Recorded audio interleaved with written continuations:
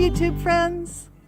I am on the Foothills Parkway in the mountains of Tennessee and North Carolina. I'm not even sure which state I'm in, and I know I look frightful. I've been driving for over 12 hours on a little road trip, but I wanted to show you this beautiful landscape that we're driving through.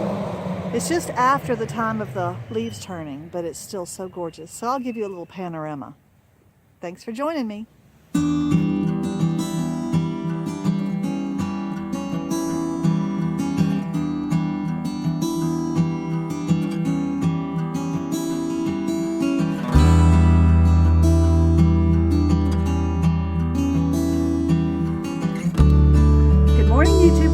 I'm in the mountains.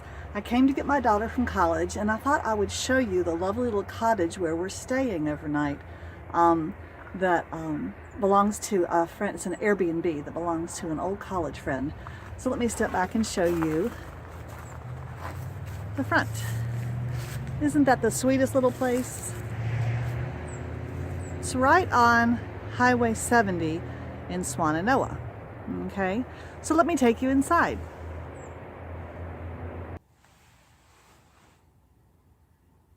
So here's the inside of the Airbnb. It's really beautifully done. I'll try to avoid the stack of pillows. Nice front door. Nice books to read.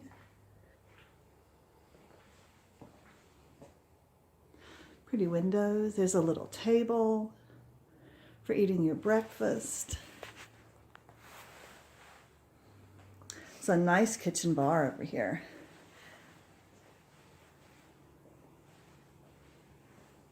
With everything. This is where the muffins were this morning. Also some fruit, coffee maker, microwave, tea and coffee, everything you could possibly need.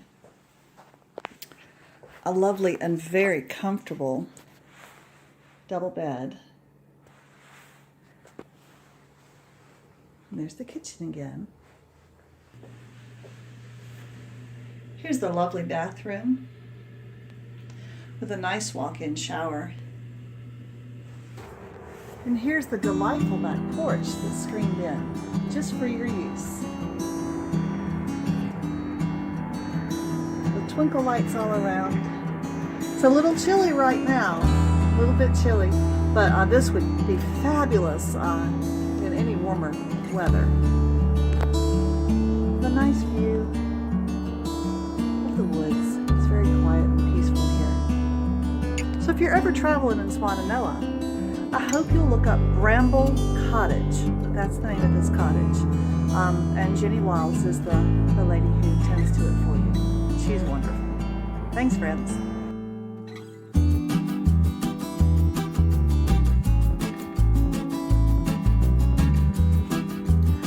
YouTube friends.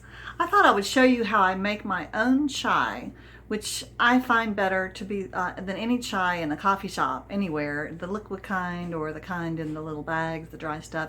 So let me show you how I make it on the stovetop, and then I keep it in the refrigerator. I make my chai with tea that I get in an Asian store or an Indian food store, but I think that probably any good black tea would do. I probably wouldn't use Earl Grey or something that's kind of heavily flavored like Earl Grey is with bergamot. But this is an interesting kind of, it's very finely ground. It's very finely, not ground, but whatever it is. It's almost like little balls. And I don't know what any of those words mean. But it says premium tea. And so I use that. And then my 6 spices, I'll get out for us here to see. I've got a cinnamon stick. That's kind of big. I'll probably not use that much. Nice little sprinkle of cardamom seeds that I'll cut open.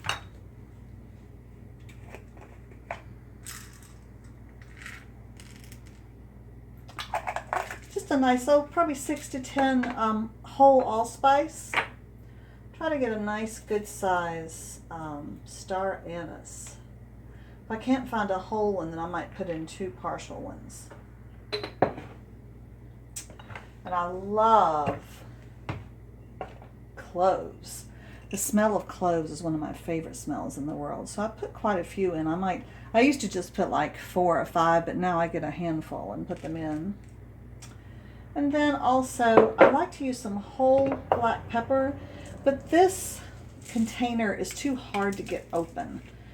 You can pry it open, but it hurts my hands. I might grind some of this in because I strain all these spices out later. But black pepper is the other one that you want. So there's your spices.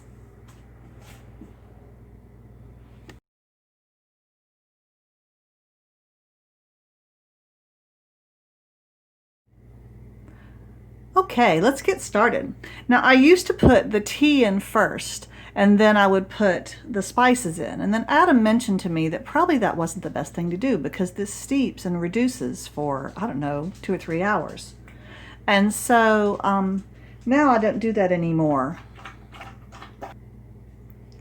So now I'll put the spices in first. Now you want to put this on, I keep it on the back burner on purpose to keep it out of the way of other cooking. And I'll probably put it on about 50%. And this is a 3-quart Revereware pot, stainless steel pot. Oh, yes, I wanted to show you this towel that a friend of mine gave me. If you love Southern women, raise your glass. If not, raise your standards. Isn't that cute? Okay, so let's start on our little recipe. I've found a smaller, shorter cinnamon stick. Most of these you just drop straight in. So I'm going to be putting in my allspice, which is kind of our new favorite spice. Allspice, ground allspice is really nice to put in cinnamon rolls. Anything that you used to just put cinnamon in, add a little allspice and see what you think. And then I'm going to put in a couple of star anise. I used to not like star anise. I don't really like anise flavor, but I love this in my tea. And then, oh my goodness, a whole lot of cloves, whole cloves. This is one reason this recipe is so good, because you use whole spices and you really get all the oils out of these as it simmers away, and that's where you get your flavor. And now I'm going to spend some time slicing up these cardamom pods, and I'll show you kind of what that looks like. So here's the little cardamom pods. I use a nice big heavy knife. Slice them open. Sometimes the cardamom will be very dark and gummy. That's kind of the best cardamom. Sometimes it's like this, and it's a little bit dried out, as you see. Let's see if we can find one where they're nice and dark. I once had a man stop by my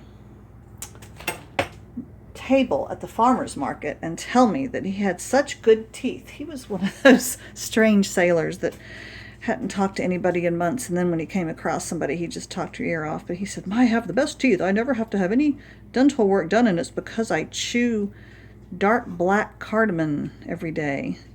Now seriously, people, it kind of looks like mouse poop. But this is between this and cloves, it's hard to say which one is better as far as flavor is concerned. Okay, so I'll go ahead and get the rest of these done and dropped in there, and then we'll continue our recipe. All right, so my spices are now in there, as you can see, just floating away in all that water. That is filtered water from our tap. I think I will go ahead and put the tea in so you can kind of see how much I do. I also would say, as far as finding these spices, look at some type of an Asian market for some of them, or a Pakistani or Indian food mart if you have one near you. We also have kind of a wholesale discount grocery nearby where I can get really big containers of whole spices like the allspice. So look around, because spices are expensive, and if you buy them at your grocery store, it'll cost a lot to make this. But if you find them elsewhere, you'll get spices that will literally last you for years of making chai, the very best chai. And even a bag like this of tea has this bag I can't read anything on it to tell you how big it is, but this bag has probably lasted me, I don't know, 3 years, and it cost $10. And I used to keep chai in the refrigerator at all times and drank a big cup every morning. I've become a bit of a coffee drinker of late, I'm sorry to say. So as far as how much tea to put in, I take a tablespoon and I do a nice rounded tablespoon. And then I do a little extra like that. I don't know why. Nobody told me to do it like that. It just seems to work. And now we will let this reduce at a medium to medium-low temperature for several hours until it's about 1/3 reduced. And then we'll strain it into a container and keep it in the refrigerator, and I'll show you what it's like. Well, it's time to go check on the tea. I'm in the middle of doing a scarf, weaving a scarf. Here is the mess of weft yarn. Oh my goodness, that's terrible. But it gives me this kind of Art Deco assortment of weft. But let's take a pause while I'm doing this. I'll show you some cards I've been painting, and then we'll go check on the tea. I had an order from an old friend for 25 original cards, just like this. And so oh, you can't see the red, there's the red dots. So I've been painting them one at a time, and they're turning out really nicely. Here's some that I still need to put into their sleeves with their envelopes. But I'm working on those and several other cards as well. I might post some pictures of them with this video. Well, here's my lovely chai brewing away. It's nice and dark. And you can see it's gone down about 1/2 inch, maybe, very slowly. This is a lovely wooden spoon that my oldest brother made me years ago. He made me 2 of them, and they are as good as they were the day he gave them to me, and I bet I've had them for 35 years. Okay, we'll keep reducing that.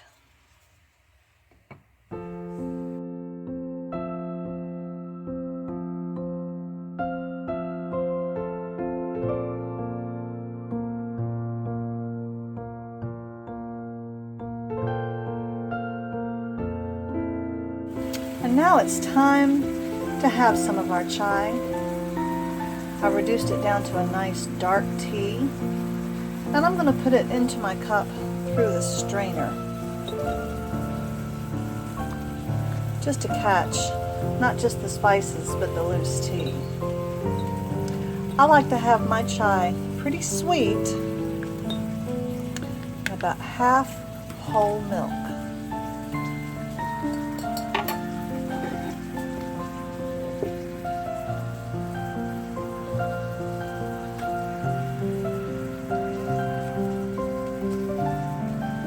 And if that makes it too cool, of course, you can always heat it in the microwave. Or now I don't have a microwave, and so I heat it on the stovetop. And I'll add some sugar and have a sip. So here's to a nice cup of chai. You can have your own chai from whole spices better than anything you'll ever find at a coffee shop. Bobo says he wants some too.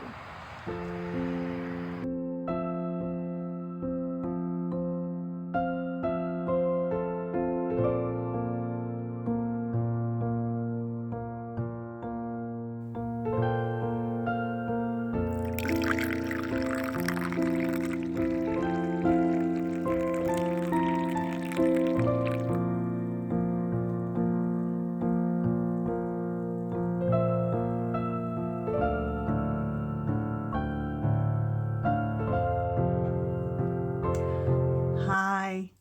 Well, I hope you enjoyed this video. That was a little trip to the mountains and making some chai, and now I'm back home. That footage was pretty much shot last week. So I'm back home with my daughter, and it's Thanksgiving week here in the US, and so I just want to wish everybody a happy Thanksgiving wherever you are, whoever you're with, whatever you're doing. Please be safe and be thankful and be happy, and let's share a cup of tea to that. Thanks, guys. Mm.